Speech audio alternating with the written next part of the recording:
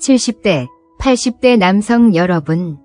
저는 오늘 그 누구에게도 어쩌면 평생을 함께한 아내에게조차 솔직하게 털어놓지 못했던 매우 사적이고 은밀한 습관에 대해 말씀드리려 합니다. 혹시 깊은 밤, 잠 못 이루고 뒤척이다가 혹은 이른 새벽, 문득 눈을 떴을 때 그 누구도 모르게 혼자서 스스로를 위로하고 계시진 않습니까? 부끄러워하지 마십시오. 숨길 필요 없습니다. 그것은 지극히 자연스러운 남성으로서 당연한 생리 현상입니다. 식욕이나 수면욕처럼 우리 몸에 내장된 본능의 일부입니다. 하지만 말입니다. 만약 당신이 70세를 넘긴 나이에도 불구하고 이 행위를 잘못된 방식으로 계속하고 있다면 상황은 완전히 달라집니다. 그것은 더 이상 건강한 해소나 위로가 아닙니다. 오히려 매일 밤 당신의 소중한 전립선을 스스로 망가뜨리는 끔찍한 독이 될 수 있습니다. 많은 남성분들이 이 문제를 그저 노화 탓으로 돌리거나 혹은 창피한 일로 치부해버립니다. 나이 들어서 주책이다. 이걸 누구에게 말하겠나 하며 그저 숨기기에 급급합니다. 아닙니다. 이것은 도덕이나 주책의 문제가 아닙니다. 이것은 당신의 남은 인생 30년의 삶의 질을 결정하는 매우 중대한 건강위 문제입니다.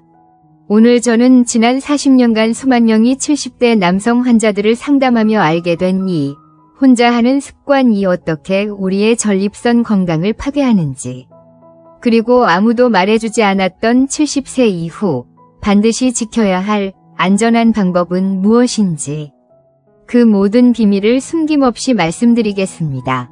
안녕하십니까? 저는 서울 황금기 건강연구소 원장이자 지난 40년간 남성 내분비학과 전립선 건강을 연구해온 전문의 이은주 박사입니다.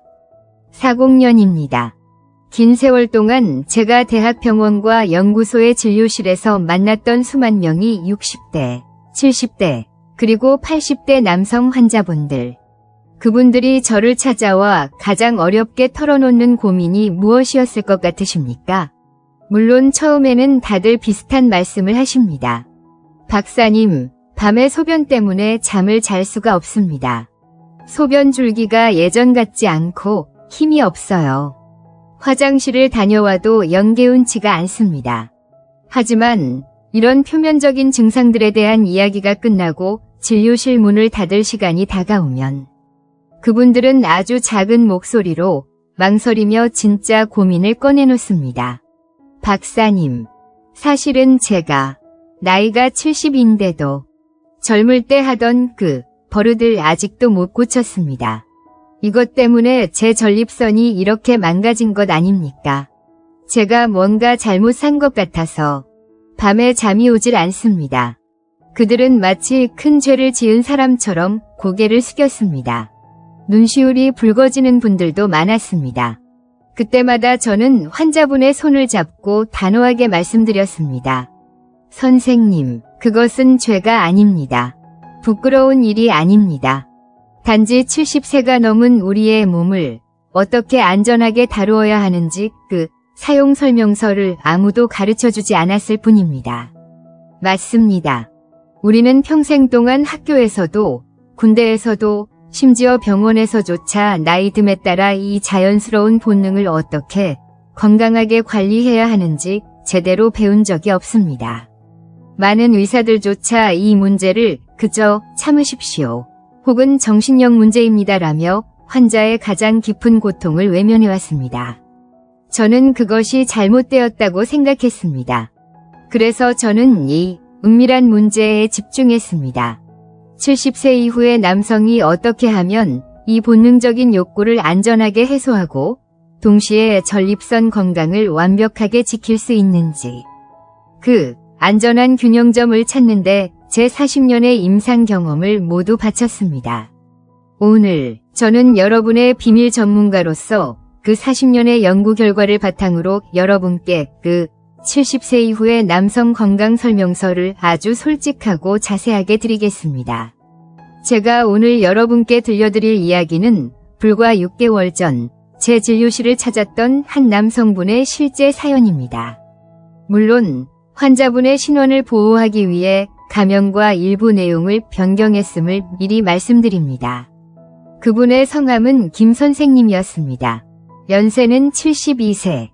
평생을 고등학교에서 물리를 가르치시다 7년 전 정년 퇴임하신 아주 점잖고 학식 높은 분이셨습니다. 10여 년 전 아내분과 먼저 사별하시고 자녀들은 모두 출가시켜 넓은 아파트에서 혼자 생활하고 계셨습니다.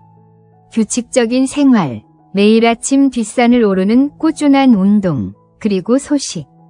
그 누구보다 건강관리에 철저했던 분이셨습니다. 그런 김 선생님께도 말 못할 비밀이 하나 있었습니다. 바로 수십 년간 이어져 온 혼자만의 습관이었습니다. 일주일에 2~3번, 주로 잠자리에 들기 전. 그분은 이 습관을 통해 은퇴 후 느끼는 공허함과 외로움을 달랬다고 했습니다.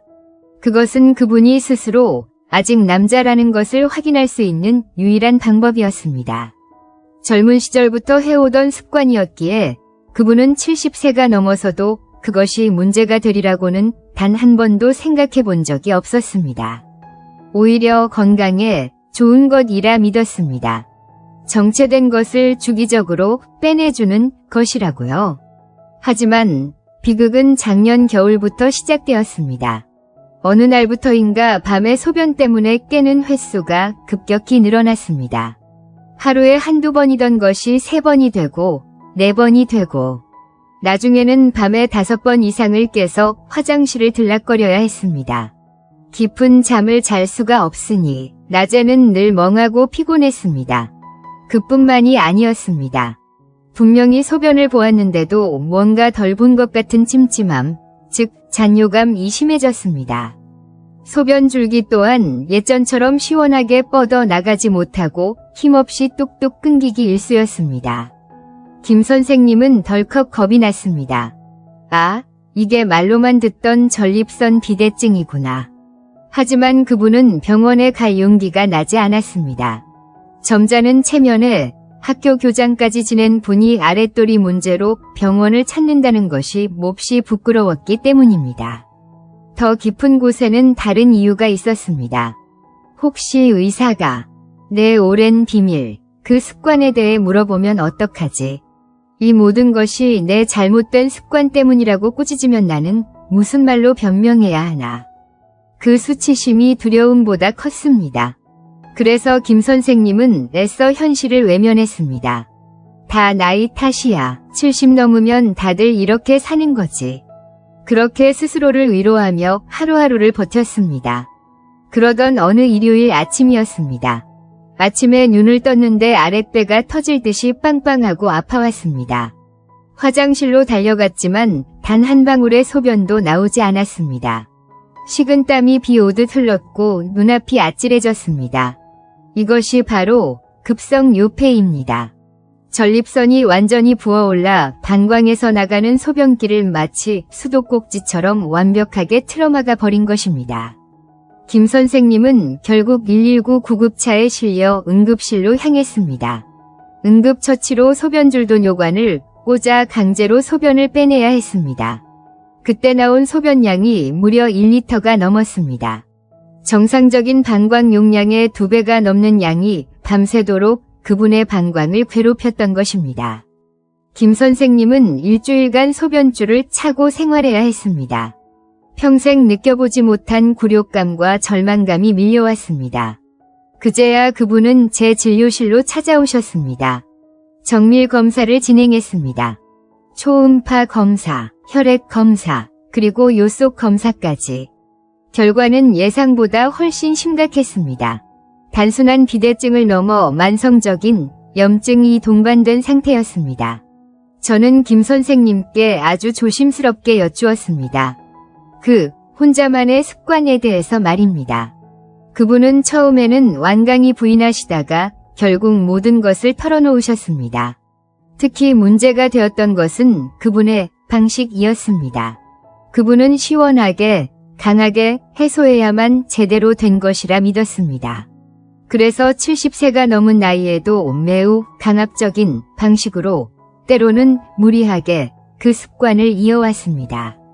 바로 그것이 최악의 실수였습니다. 70세 이후 노화로 인해 약해지고 딱딱해지기 시작한 전립선 조직은 그런 강한 압력과 반복적인 자극을 견뎌낼 힘이 없습니다.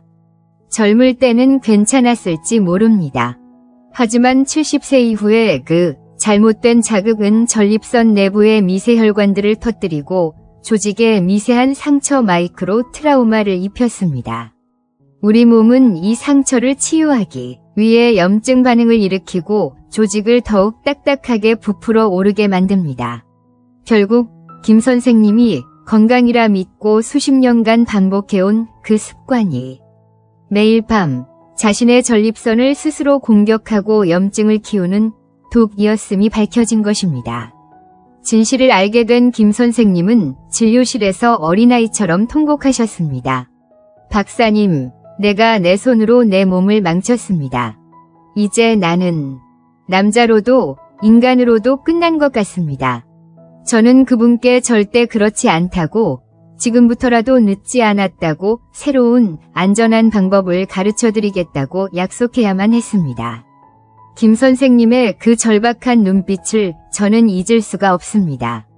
그리고 지금 이 순간 이 이야기를 들으시는 많은 남성분들 역시 김 선생님과 비슷한 죄책감이나 두려움을 느끼고 계실지 모릅니다. 그렇다면 박사님, 도대체 어떻게 해야 합니까? 70세가 넘으면 이 본능을 그냥 무조건 참고 살아야 합니다. 죽을 때까지. 그것만이 유일한 답입니까? 아닙니다. 절대로 아닙니다. 제가 지난 40년간의 연구 끝에 찾아낸 해답은 금지나 억압이 아니었습니다. 그것은 현실적이지도 않고 오히려 더 큰 스트레스와 건강 문제를 불러일으킬 수 있습니다. 핵심은 방향 전환입니다. 우리는 이 강력한 본능을 억누를 것이 아니라 오히려 이것을 이용해야 합니다. 파괴적인 자극이 아니라 전립선 건강을 지키는 안전한 관리위 수단으로 바꾸어야 합니다. 저는 이 방법을 전립선 안심호흡법이라고 부릅니다. 그리고 여기에 2일의 1 황금 빈도 법칙이라는 두 가지 핵심 원칙을 더했습니다. 이것은 단순히 어떻게 하느냐의 기술적인 문제만이 아닙니다. 이것은 70세 이후 약해진 우리 몸을 마치 깨지기 쉬운 도자기를 다루듯 아주 섬세하고 조심스럽게 다루는 마음가짐의 변화입니다. 많은 남성분들이 김 선생님처럼 이 행위를 할 때 강해야 한다는 강박을 가집니다. 젊은 시절의 강력함을 어떻게든 재현하려 했습니다. 그래서 무리하게 힘을 주거나 빠르고 강한 자극에 집착합니다. 이것이 전립선을 망가뜨리는 가장 빠르고 확실한 길입니다. 70세 이후에 안전한 배출은 그런 방식이 아닙니다. 그것은 마치 꽉 막힌 하수구를 억지로 뚫어내는 것이 아니라 잘 관리된 대미 수문을 아주 천천히 그리고 부드럽게 열어 물을 방류하는 과정과 같아야 합니다. 힘으로 밀어내는 것이 아니라 몸의 자연스러운 흐름에 맡기는 것입니다. 자극을 주는 것이 아니라 자극을 받아들이는 것입니다. 전립선 안심호흡법의 핵심이 바로 여기에 있습니다. 그것은 손이 기술이 아니라 호흡이 기술입니다. 깊고 느리고 이완된 복식 호흡을 통해 전립선 주변의 근육을 억지로 쥐어짜는 것이 아니라 스스로 부드럽게 열리도록 유도하는 것입니다. 이것은 더 이상 쾌락을 위한 행위가 아닙니다. 이것은 전립선에 쌓인 오래된 분비물을 안전하게 비워내어 염증을 예방하는 고도의 위학적 관리입니다. 그렇다면 왜 70세 이후에는 이토록 방식이 달라져야만 하는 것일까요? 박사님, 젊었을 때는 그렇게 해도 아무 문제 없지 않았습니까? 왜 70세가 넘으면 이것이 갑자기 독이 되는 것입니까? 아주 좋은 질문입니다. 그 답은 우리의 전립선 20대, 30대 시절의 그것과는 근본적으로 달라졌기 때문입니다. 여러분, 20대의 젊은 전립선은 마치 부드럽고 탄력 있는 고무공과 같습니다. 유연하고 혈액순환이 왕성하며 강한 자극이나 압력에도 쉽게 회복됩니다. 하지만 70대의 전립선은 더 이상 고무공이 아닙니다. 그것은 바람이 빠지고 딱딱하게 굳어버린 오래된 가죽공과 같습니다. 대부분의 70대 남성은 정도의 차이만 있을 뿐 거의 모두가 전립선 비대증을 겪고 있습니다. 전립선 비대증이란 이것은 나이가 들면서 전립선이 양성으로, 즉 암이 아니게 계속 커지는 현상입니다. 전립선이 커지기만 하는 것이 아닙니다. 조직 자체가 섬유화됩니다. 섬유화란 이것은 상처가 반복적으로 났다가 아물면서 조직이 부드러움을 잃고 딱딱한 흉터처럼 변하는 현상입니다. 밤톨만 하던 전립선이 계란만하게, 심하면 귤만하게 커지고 딱딱해집니다. 그리고 이 딱딱하게 커진 전립선이 그 한가운데를 관통하는 요도를 사정없이 좁게 압박합니다. 자, 이제 상상해 보십시오. 이렇게 딱딱하게 굳어지고 좁아진 전립선을 가지고 김 선생님처럼 젊은 시절의 방식 그대로 강하고 빠르고 무리하게 자극을 가하면 어떻게 되겠습니까? 그것은 말 그대로 딱딱한 가죽공을 망치로 내리치는 것과 같습니다. 젊고 유연한 전립선이라면 그 압력을 흡수하고 배출해냅니다. 하지만 70대의 딱딱한 전립선은 그 압력을 견디지 못합니다. 그 강한 압력과 격렬한 근육 수축은 전립선 내부의 수많은 미세 혈관들과 조직에 눈에 보이지 않는 상처를 냅니다. 이것이 바로 미세 외상입니다. 미세 외상이란 이것은 현미경으로나 볼 수 있는 아주 작은 조직의 상처나 혈관의 파열을 의미합니다. 우리 몸은 이 미세 외상을 적의 침입으로 간주합니다. 즉시 백혈구를 보내 염증 반응을 일으킵니다. 상처를 치유하기 위한 자연스러운 방어작용입니다. 문제는 이 습관이 반복된다는 것입니다. 오늘 강한 자극으로 미세 외상을 입고 염증이 생겼습니다. 이 염증이 채 가라앉기도 전에 며칠 뒤 또다시 강한 자극으로 새로운 미세 외상을 입힙니다. 이 과정이 수년, 수십 년간 반복되면 전립선은 만성 염증 상태에 빠집니다. 불이 완전히 꺼지지 않고 계속해서 잔불이 타오르는 상태가 되는 것입니다. 그리고 이 만성 염증의 최종 결과물이 바로 섬유화와 비대증 악화입니다. 우리 몸은 계속되는 상처를 막기 위해 그 부위를 아예 딱딱한 흉터 조직으로 덮어버립니다. 전립선은 더욱 딱딱해지고 더욱 비대해집니다. 비대해진 전립선은 요도를 더욱 강하게 압박합니다. 소변 줄기는 점점 더 가늘어질 수밖에 없습니다. 이것이 바로 김 선생님이 겪었던 비극의 과학적 진실입니다.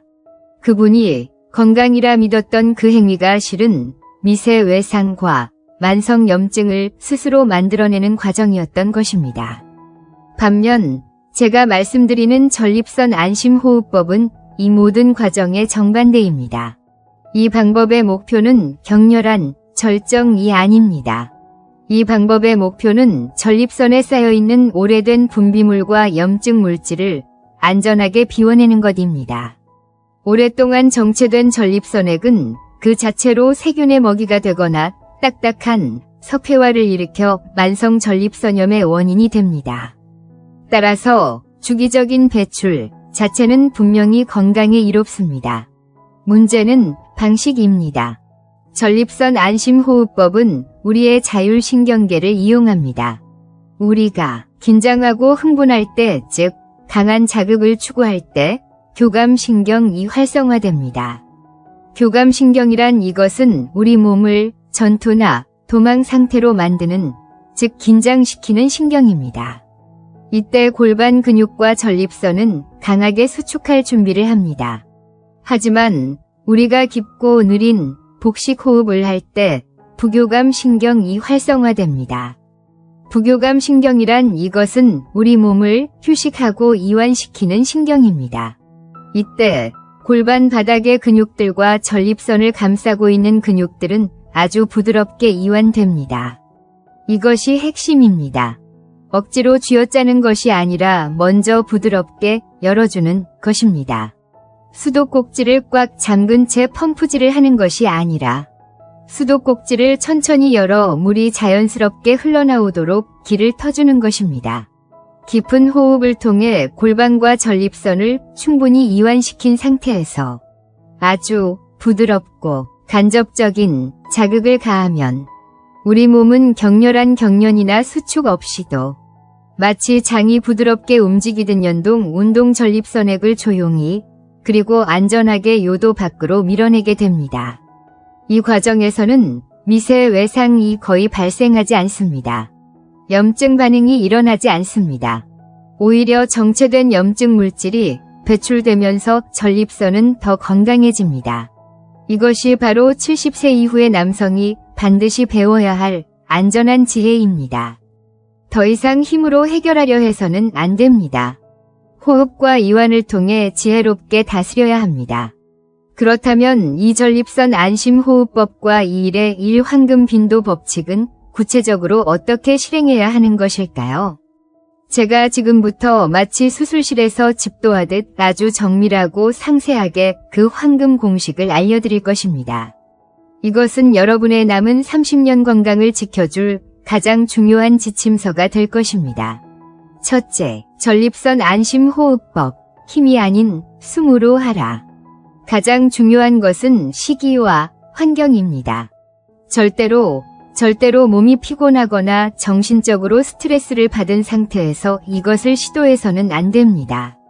몸이 긴장한 상태, 즉 교감신경이 활성화된 상태에서는 골반 근육이 수축되어 있어 안전한 배출 이원천적으로 불가능합니다.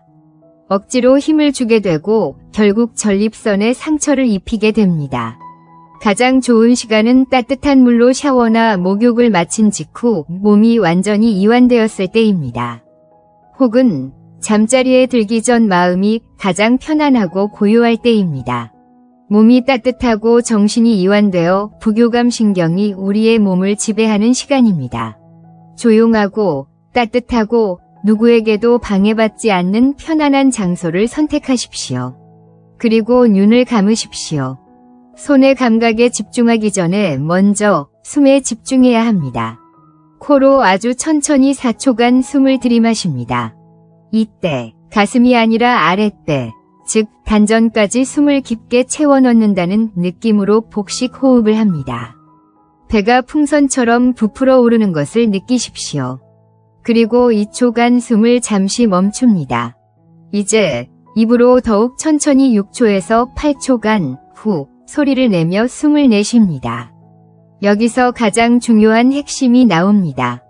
숨을 내쉬는 동시에 여러분의 골반 기저근 위 힘을 의식적으로 풀어주어야 합니다. 골반 기저근이란 이것은 우리가 소변을 억지로 참을 때, 항문을 조일 때 사용하는 바로 그 근육입니다. 대부분의 70대 남성들은 전립선 비대증으로 인해 이 근육이 만성적으로 과긴장 상태에 있습니다. 숨을 내쉬면서 이 딱딱하게 굳은 근육을 마치 따뜻한 물에 버터가 녹아내리듯 부드럽게 이완시킨다고 상상하십시오.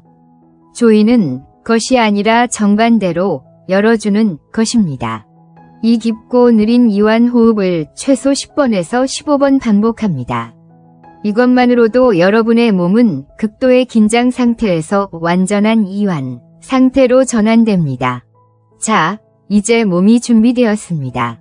그 다음에야 비로소 부드러운 행위를 시작합니다.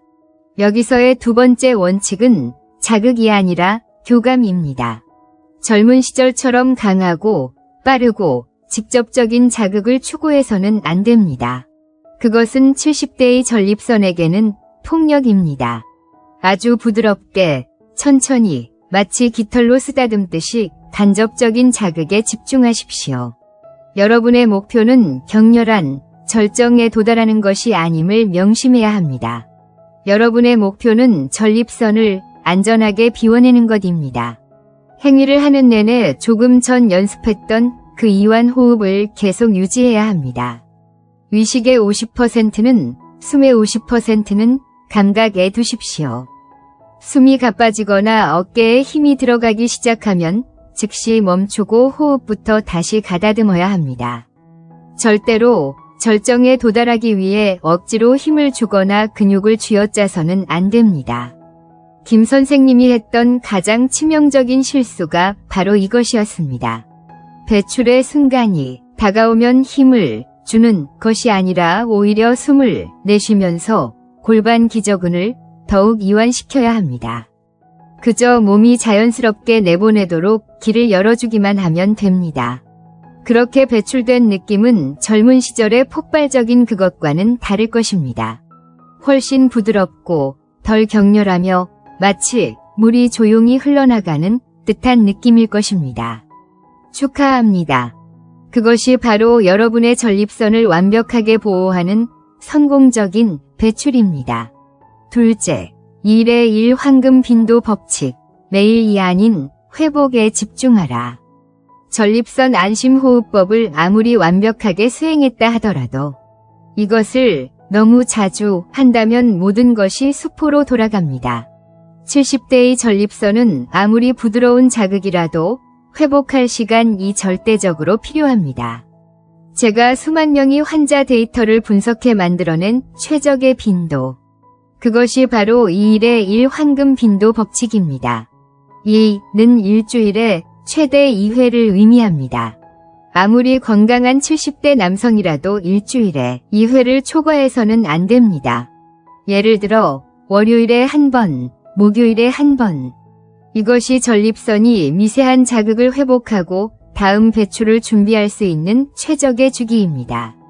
1은 2번이 배출 사이에 최소 1일 이상의 완전한 휴식일을 두어야 한다는 뜻입니다. 즉, 월요일에 하고 화요일에 또 하는 연속적인 행위는 절대 금물입니다. 이것은 전립선에 회복할 틈을 주지 않고 염증을 축적시키는 지름길입니다.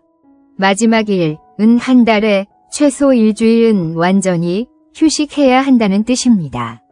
즉, 3주간은 주 2회의 법칙을 지키더라도 마지막 일주일은 이 행위 자체를 완전히 쉬어야 합니다. 2. 전략적 휴식 주간은 우리 전립선이 혹시 모를 미세한 염증들을 완전히 치유하고 스스로를 재정비하는 매우 소중한 시간입니다. 정리하겠습니다. 전립선 안심호흡법으로 부드럽게, 2일의 1 황금 빈도 법칙으로 여유롭게. 이것이 김 선생님께 제가 처방해드렸던 새로운 건강 설명서의 핵심이었습니다. 힘으로 하던 40년의 습관을 버리고 호흡으로 다스리는 40년의 지혜를 받아들이는 과정이었습니다. 하지만 여러분, 제가 오늘 알려드린 이 전립선 안심호흡법과 2일의 1 법칙이 모든 분에게 적용되는 만병통치약은 절대 아닙니다. 어떤 분들은 이 방법 자체를 당장 중단해야 하거나 애초에 시작조차 해서는 안 되는 경우가 분명히 있습니다. 이것은 여러분의 남은 30년 건강을 위한 가장 강력하고 중요한 안전 경고입니다. 다른 것은 다 잊으시더라도 지금부터 드리는 말씀은 반드시 가슴에 새기셔야 합니다. 첫째, 절대 금기 신호입니다. 이 붉은 깃발 즉 레드 플래그 신호가 나타나면 그 즉시 모든 것을 멈추고 지체 없이 병원을 찾으셔야 합니다. 그 첫 번째 신호는 바로 통증입니다. 이 안심호흡법을 실행하는 도중에 혹은 실행한 직후에 여러분의 아랫배 혹은 고환 혹은 항문과 고환 사이의 회음부에 이전에는 없었던 뻐근하거나 쿡쿡 쑤시거나 불타는 듯한 통증이 조금이라도 느껴진다면 이것은 심각한 경고입니다. 제가 분명히 말씀드렸습니다. 안전한 배출은 절대 아파서는 안 됩니다. 통증이 있다는 것은 여러분이 미처 인지하지 못했던 심각한 급성 염증이나 조직 손상이 전립선 내부에 이미 존재하고 있다는 가장 강력한 증거입니다. 즉시 중단하고 진료실에서 원인을 찾아야 합니다. 두 번째, 절대 금기 신호는 피입니다. 혈액입니다. 배출된 분비물에서 아주 미세하게라도 선홍색의 피나 혹은 오래된 피를 의미하는 갈색 분비물이 섞여 나온다면 이것은 한시가 급한 응급 상황일 수 있습니다. 이것을 의학 용어로 혈정액증이라고 부릅니다. 이것은 말 그대로 정액에 피가 섞여 나오는 증상입니다.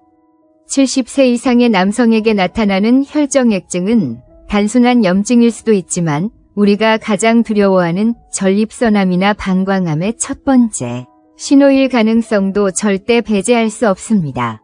피곤해서 그렇겠지, 며칠 지나면 괜찮아지겠지 하고 단 하루라도 방치해서는 안 됩니다. 그 즉시 비뇨기과 전문의를 찾아 정밀 검사를 받으셔야 합니다. 세 번째, 절대 금기, 신호는 강박입니다. 제가 알려드린 2일의 1 황금 빈도 법칙 즉 주 2회 이하, 최소 하루 휴식, 월 1주 휴식을 여러분의 의지대로 조절할 수 없다면 이것은 큰 문제입니다. 오늘은 쉬어야 하는 날인 줄 알면서도 나도 모르게 참을 수가 없어. 주 2회를 넘기면 안 된다는 것을 알면서도 자꾸만 손이 가고 안 하면 불안해. 여러분이 이런 상태라면 이것은 더 이상 건강관리가 아닙니다. 이것은 심리적 의존 상태이며 강박적 습관입니다. 이런 경우에는 비뇨기과 치료보다 먼저 정신건강의학과 전문의와의 상담을 통해 여러분의 마음 깊은 곳에 있는 불안이나 스트레스의 근본 원인을 찾아 해결하는 것이 우선입니다. 다음으로 이 방법을 시작조차 하면 안 되는 분들입니다. 첫째, 현재 급성 세균성 전립선염으로 진단을 받고 항생제를 복용 중이신 분. 급성 감염이 진행 중일 때 물리적인 자극을 가하는 것은 불난집에 부채질을 하는 격입니다. 감염을 오히려 전립선 전체와 주변 조직으로 확산시킬 수 있는 매우 위험한 행위입니다. 반드시 염증이 완전히 치료된 후에 의사와 상의하여 시작해야 합니다. 둘째, 전립선 비대증 수술이나 방광암 혹은 기타 비뇨기과적 질환으로 수술을 받으신 지 최소 3개월에서 6개월이 지나지 않으신 분. 수술 부위의 조직은 겉보기와 달리 아직 완전히 아물지 않았습니다. 미세한 자극에도 쉽게 상처가 날 수 있습니다. 반드시 수술을 집도한 주치의에게 이제 안전하다는 허락을 받은 후에 시작해야 합니다. 셋째, 이 안심호흡법을 규칙대로 잘 실천하고 있는데도 불구하고 오히려 소변 줄기가 더 가늘어지거나 야간요 횟수가 늘어나거나 잔뇨감이 더 심해지는 등 전립선 비대 증상이 악화되는 분들입니다. 이것은 이 방법이 여러분의 병을 악화시키는 것이 아닙니다. 여러분의 전립선 비대증이 이미 관리법만으로는 감당할 수 없을 만큼 심각하게 진행되었음을 알려주는 신호입니다. 이럴 때는 미련 없이 이 방법을 중단하고 즉시 병원을 찾아 약물 치료를 시작하거나 혹은 수술과 같은 더욱 근본적이고 적극적인 치료를 고려해야 할 시기입니다. 제발 여러분의 소중한 몸을 실험의 대상으로 삼지 마십시오. 이 안심호흡법은 분명히 과학적이고 안전한 관리법이지만 그것은 정확한 진단과 안전경고의 울타리 안에서 실행될 때만 의미가 있습니다.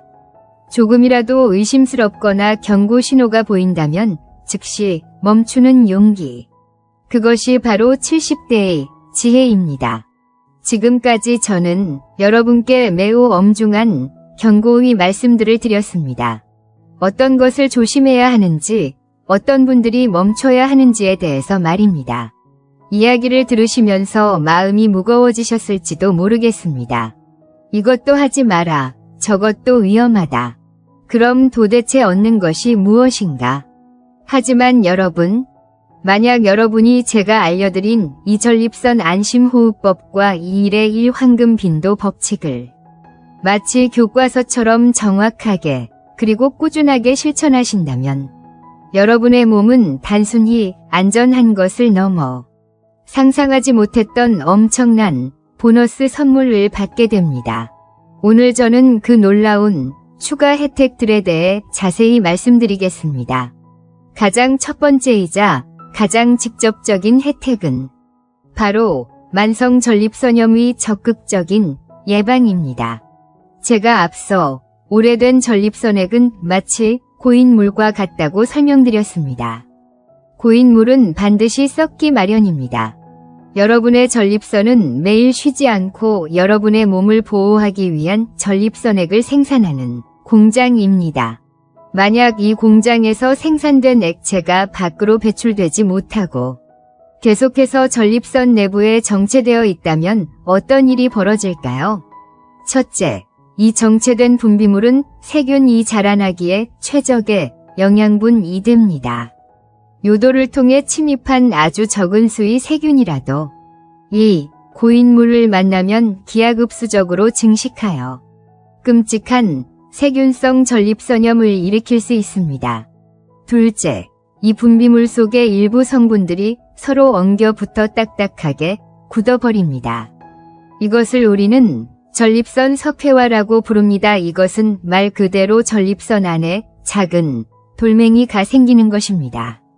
이 석회화된 조직은 그 자체로 만성적인 염증을 유발하며 여러분을 평생 괴롭히는 만성 비세균성 전립선염의 가장 큰 원인이 됩니다.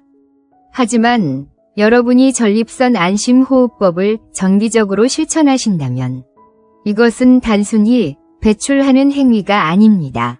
이것은 여러분의 전립선 내부를 가장 안전하고 부드러운 방식으로 청소하는 행위입니다. 마치 막힌 하수구를 부드러운 물줄기로 세척해내는 것과 같습니다. 여러분은 그저 스스로를 위로하는 것이 아니라 여러분의 전립선 안에 쌓여있던 오래된 찌꺼기들, 염증 유발 물질들, 그리고 석회화의 씨앗들을 스스로의 손으로 안전하게 밖으로 씻어내고 계신 것입니다. 이것이 바로 70대의 지혜가 주는 첫 번째 놀라운 선물입니다. 두 번째 선물은 여러분 모두가 그토록 바라시는 깊은 수면, 즉 숙면입니다. 박사님, 그 행위와 잠이 도대체 무슨 상관입니까? 오히려 정신이 말똥말똥해지는 것 아닙니까? 아닙니다. 잘못된 방식은 그렇습니다. 하지만 안전한 방식은 그 정반대입니다. 비밀은 그 결과에 있는 것이 아니라 그 과정에 있습니다. 제가 무엇을 강조했습니까? 바로 전립선 안심호흡법 즉 복식호흡과 이완입니다. 이 깊고 느린 호흡법은 우리 몸의 자율신경계를 직접적으로 통제하는 가장 강력한 스위치입니다. 우리가 긴장하고 불안하고 흥분할 때는 교감신경이 활성화됩니다. 하지만 우리가 제가 알려드린 대로 천천히 숨을 들이마시고 더 천천히 내쉬며 골반을 이완시킬 때 우리 몸은 부교감 신경의 지배를 받게 됩니다. 부교감 신경이란 이것은 우리 몸의 브레이크와 같습니다. 심장 박동을 느리게 하고 혈압을 낮추며 근육을 이완시키고 뇌에게 이제 모든 것이 안전하니 휴식하라는 명령을 내리는 평화의 신경입니다. 이 행위를 하기 위해 여러분은 잠자리에 누워 최소 10분에서 15분간 이 부교감 신경 활성화 호흡을 실천하게 됩니다. 이것은 그 어떤 값비싼 수면제나 복잡한 명상요법보다도 훨씬 더 강력하고 자연스러운 수면 유도 의식입니다. 동시에 이 호흡은 우리의 스트레스 호르몬 수치를 물리적으로 떨어뜨립니다. 바로 코르티솔입니다. 코르티솔이란 이것은 우리가 위협을 느낄 때 분비되어 몸을 각성시키고 잠을 달아나게 만드는 주범입니다. 깊은 호흡은 이 코르티솔의 분비를 즉각적으로 억제합니다. 이렇게 신경계는 평화 모드로, 호르몬은 안정 모드로 전환된 상태에서 몸의 자연스러운 이완과 안전한 배출이 이루어집니다. 그 결과는 단순히 잠이 드는 것이 아닙니다. 수십 년 만에 처음으로 방해받지 않고 아침까지 푹 자는 그런 질 좋은 숙면을 경험하게 되는 것입니다. 세 번째 선물은 만성 스트레스와 골반 긴장의 근본적인 해소입니다. 대부분의 70대 남성분들은 본인도 모르는 사이 수십 년간 아랫배와 골반 기저 근육을 과도하게 긴장시키며 살아왔습니다. 걱정거리, 불안감, 그리고 전립선 비대증 자체가 이 근육들을 돌처럼 딱딱하게 만듭니다. 이 만성 골반 긴장은 끔찍한 악순환을 만듭니다. 근육이 긴장하면 전립선으로 가는 혈류가 나빠집니다. 혈류가 나빠지면 전립선은 더 쉽게 붓고 염증이 생깁니다. 전립선이 아프니 근육은 더욱 긴장합니다. 전립선 안심호흡법의 핵심은 바로 이 악순환의 고리를 의식적으로 끊어내는 것입니다. 여러분은 숨을 내쉴 때마다 골반의 힘을 풀어라는 명령을 뇌에서부터 내리게 됩니다. 이것은 수십 년간 굳어있던 그 딱딱한 근육에게 이제 괜찮다, 이완해도 된다고 허락해주는 과정입니다. 여러분은 단순히 분비물을 배출하는 것이 아닙니다. 여러분은 여러분의 골반 깊숙한 곳에 엉겨 붙어있던 수십 년 묵은 긴장과 스트레스 덩어리를 함께 녹여내고 있는 것입니다. 이 깊은 이완감은 그 순간에만 머무르지 않습니다. 이 이완의 경험이 여러분의 뇌에 학습됩니다. 일상생활 속에서도 이전보다 훨씬 더 편안하고 안정된 마음 상태를 유지할 수 있게 됩니다. 마지막으로 그 어떤 약으로도 얻을 수 없는 가장 위대한 선물은 바로 심리적 해방감과 존엄성의 회복입니다. 김 선생님을 다시 기억해 보십시오. 그분을 가장 고통스럽게 했던 것은 육체의 질병 이전에 내가 내 몸을 망쳤다는 죄책감과 수치심이었습니다. 자신의 자연스러운 본능을 더럽고 잘못된 버릇으로 여겼기 때문입니다. 하지만 이 새로운 안전한 방법을 여러분이 받아들이는 순간 이 행위는 더 이상 숨겨야 할 습관이 아닙니다. 이것은 나의 소중한 전립선 건강을 스스로 지키기 위한 매우 과학적이고 지혜로우며 당당한 의학적 자가 관리가 됩니다. 나는 지금 내 몸을 망치는 것이 아니라 내 몸을 청소하고 있다. 나는 지금 본능에 휘둘리는 것이 아니라 본능을 관리하고 있다. 이 관점의 전환. 죄책감에서 자기 관리로의 이 위대한 변화야말로 여러분의 남은 인생을 근본적으로 바꾸어 놓을 가장 큰 보너스입니다. 죄책감은 그 자체로 강력한 스트레스이며 만병의 근원입니다. 이 방법은 여러분의 몸뿐만 아니라 여러분을 오가매던 그 지독한 마음의 병까지 함께 치유하는 것입니다. 여러분, 제가 전립선 안심호흡법이라는 안전한 길을 알려드렸다면 이제는 반드시 피해야 할 파멸의 길, 즉 가시밭길에 대해서도 말씀드려야만 합니다. 이것은 어쩌면 잘하는 것보다 더 중요할 수 있습니다. 아무리 좋은 약을 챙겨 먹어도 매일 독약을 한 방울씩 마신다면 아무 소용이 없는 것과 같은 이치입니다. 지금부터 저는 우리 70대 남성분들이 수십 년간 자신도 모르게 반복해온 전립선을 망가뜨리는 가장 치명적인 실수 3가지를 지적해 드릴 것입니다. 이것을 저는 반대 솔루션, 즉 절대 해서는 안 되는 행동이라고 부릅니다. 첫 번째 치명적인 실수는 바로 잘못된 타이밍입니다. 구체적으로 말해 이것을 마신 직후에 그 행위를 하는 것입니다. 바로 술과 커피입니다. 많은 남성분들이 저녁 식사 때 반주로 소주나 막걸리를 한두 잔 걸치고 알코올의 힘을 빌려 기분을 돋우려 하십니다. 혹은 저녁 늦게까지 텔레비전을 보다가 잠을 깨기 위해 진한 커피를 한 잔 마시기도 합니다. 이것은 불타는 전립선에 기름을 붓는 최악의 행위입니다. 여러분이 술, 즉 알코올을 마시면 이 알코올 성분은 소변을 통해 배출되기 전에 우리의 방광과 전립선 점막을 아주 강력하게 자극합니다. 마치 상처에 소독약을 붓는 것처럼 따갑게 만듭니다. 커피에 들어있는 카페인은 더욱 심각합니다. 카페인은 이것은 그 자체로 강력한 방광 자극제이자 이뇨제입니다. 여러분의 방광을 필요 이상으로 예민하게 만들고 자주 소변을 보게 만듭니다. 자, 상상해 보십시오. 여러분의 전립선과 방광이 술과 커피로 인해 이미 한껏 자극을 받아 매우 예민하고 붉게 부어오른 상태입니다.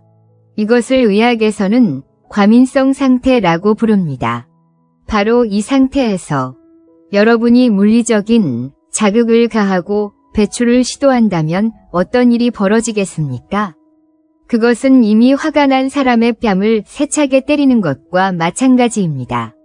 전립선은 이 이중의 공격을 견뎌내지 못합니다. 극심한 염증 반응이 폭발적으로 일어나고 배출 후에는 극심한 잔뇨감과 빈뇨에 시달리게 됩니다. 박사님, 저는 술을 마셔야만 용기가 생깁니다. 그것은 용기가 아니라 여러분의 전립선을 태워버리는 방화입니다. 절대로 술이나 커피를 마신 후 최소 3시간 이내에는 이 행위를 시도조차 하지 마십시오. 두 번째 치명적인 실수는 잘못된 환경입니다. 특히 추운 곳에서 하는 것입니다. 많은 분들이 가족들의 눈을 피해 이른 새벽 혹은 한밤중에 화장실이나 베란다에서 이것을 해결하려 하십니다. 겨울철 난방이 되지 않는 그곳은 매우 춥습니다. 추위는 전립선 안심호흡법의 가장 큰 적입니다. 제가 안심호흡법의 핵심이 무엇이라고 말씀드렸습니까? 바로 이완입니다. 골반 기저근을 부드럽게 열어주는 것입니다. 하지만 우리 몸은 추위에 노출되는 즉시 열을 빼앗기지 않기 위해 본능적으로 모든 근육을 수축시킵니다. 어깨를 웅크리듯 여러분의 골반 기저근과 전립선 주변 근육들도 돌처럼 딱딱하게 수축합니다. 여러분은 몸을 이완시키려 애쓰지만 여러분의 몸은 추위 때문에 긴장하려 합니다. 이 두 가지 명령이 서로 충돌합니다. 결국 여러분은 이완에 실패하고 이 딱딱하게 굳은 근육을 억지로 쥐어짜는 잘못된 방식으로 회귀하게 됩니다. 결과는 김 선생님이 겪었던 것과 똑같은 미세 외상과 염증뿐입니다. 절대로 안 됩니다. 이 행위는 반드시 따뜻한 침실처럼 여러분의 몸이 완전히 긴장을 풀 수 있는 안전하고 편안한 장소에서만 이루어져야 합니다. 세 번째 치명적인 실수, 이것이 가장 많은 분들이 놓치는 부분입니다. 바로 잘못된 사후 관리, 즉 뒤처리입니다. 행위가 끝난 직후 대부분의 남성분들은 나른한 만족감에 그 즉시 잠에 빠져듭니다.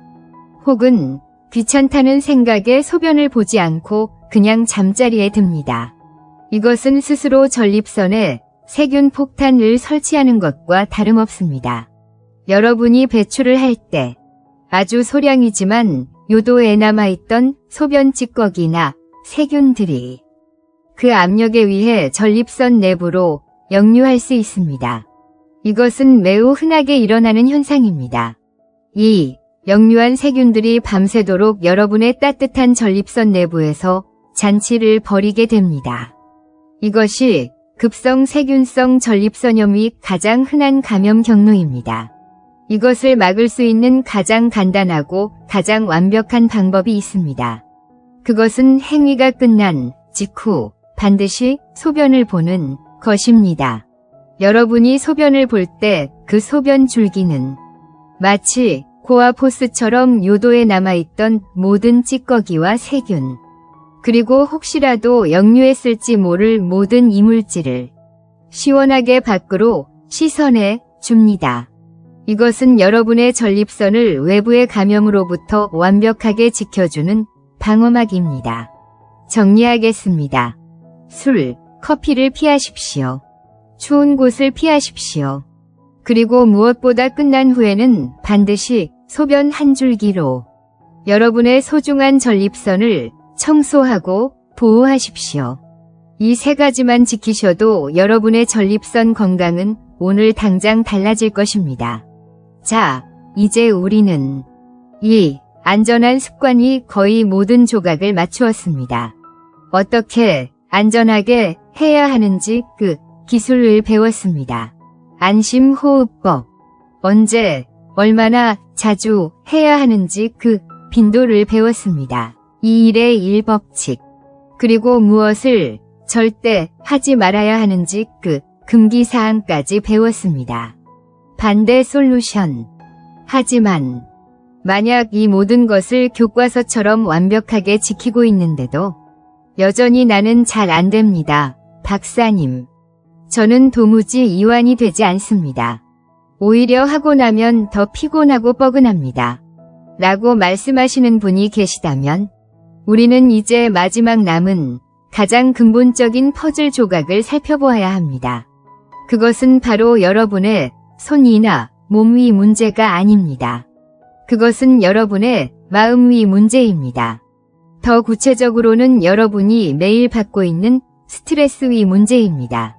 제가 오늘 이 남성 건강 이야기에 조금은 뜬금없어 보일 수 있는 결혼 학교, 즉 부부 관계와 심리에 대한 이야기를 꺼내려는 이유가 바로 여기에 있습니다.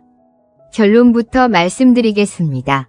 만약 여러분이 극심한 스트레스 상태에 놓여 있다면 제가 알려드린 전립선 안심호흡법은 절대로 성공할 수 없습니다. 왜일까요? 그것은 우리 몸의 자율신경계가 작동하는 방식 때문입니다. 제가 안심호흡법의 핵심이 부교감 신경을 활성화시켜 몸을 이완시키는 것이라고 말씀드렸습니다. 부교감 신경은 이것은 우리 몸의 브레이크입니다. 하지만 우리가 스트레스를 받으면 예를 들어 자녀 문제로 걱정이 태산 같거나 혹은 아내와 크게 다투었거나 경제적인 문제로 잠 못 이루고 있다면 우리 몸에서는 코르티솔이라는 스트레스 호르몬이 폭풍처럼 분비됩니다. 코르티솔이란 이것은 우리 몸을 전쟁 상태로 만드는 호르몬입니다. 이 코르티솔은 우리 몸의 교감신경을 극도로 활성화시킵니다. 교감신경은 이것은 우리 몸의 가속 페달입니다.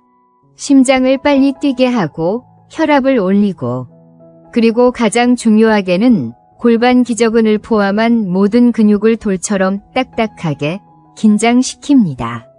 언제든 싸우거나 도망칠 준비를 시키는 것입니다. 자, 보십시오. 여러분의 머리는 안심호흡법을 실천하기 위해 이완하라고 명령합니다.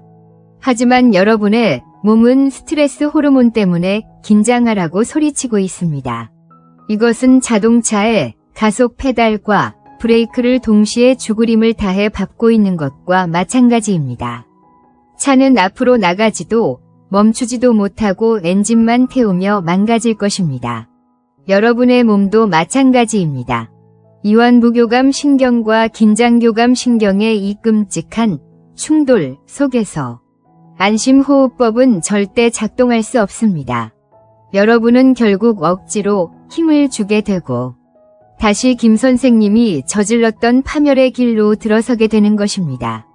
그렇다면 우리 70대 남성들에게 이토록 치명적인 스트레스의 가장 큰 원천은 어디일까요?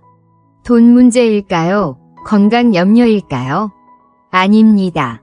제가 40년간 수만 명의 환자들을 상담한 결과 70대 남성의 스트레스에 가장 큰 영향을 미치는 단 하나의 요소는 바로 아내와의 관계였습니다.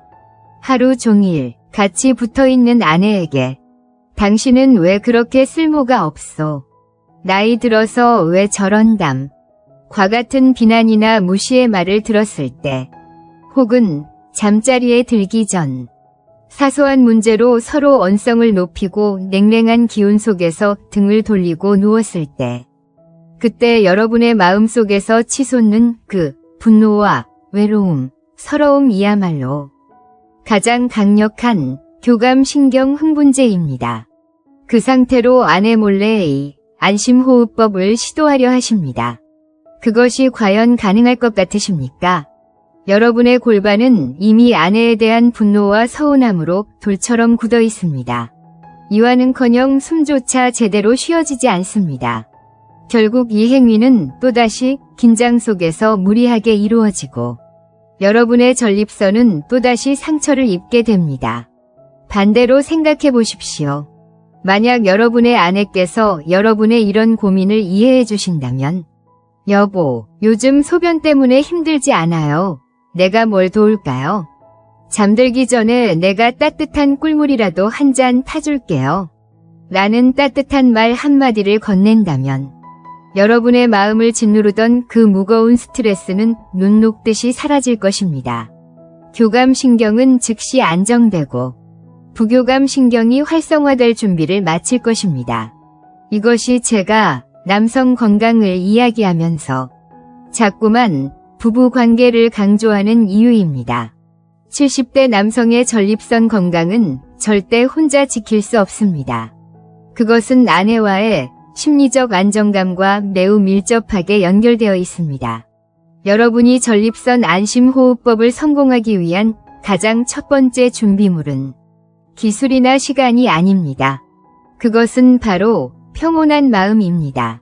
이 건강법은 단순한 육체적 행위가 아닙니다. 이것은 여러분의 마음과 호흡과 몸이 하나가 되어 완전한 이완위 상태에 이르는 고도의 심신수련입니다. 여러분의 전립선을 지키고 싶으시다면 먼저 여러분의 마음을 스트레스로부터 지켜내십시오.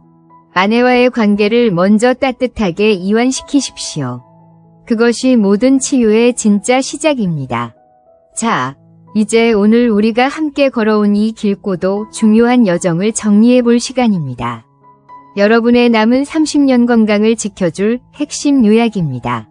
첫째, 70세 이후에 혼자 하는 습관은 결코 죄나 부끄러운 일이 아니라는 것입니다. 그것은 자연스러운 본능입니다. 다만 방식이 반드시 바뀌어야 합니다. 둘째, 젊은 시절에 강하고 빠르고 힘을 주는 방식은 딱딱하게 굳어진 70대의 전립선에 미세 외상과 만성염증을 유발하는 독이 된다는 사실입니다. 셋째, 그래서 우리는 힘이 아닌 숨으로 다스리는 전립선 안심호흡법을 배웠습니다. 억지로 쥐어짜는 것이 아니라 깊은 호흡으로 골반을 이완시키고 열어주어 안전하게 배출하는 지혜입니다. 넷째, 2일에 1 황금 빈도 법칙을 기억하셔야 합니다. 주 2회 이하, 최소 1일의 휴식, 그리고 한 달에 일주일의 완전한 휴식. 70대의 전립선에게는 회복이 가장 중요합니다.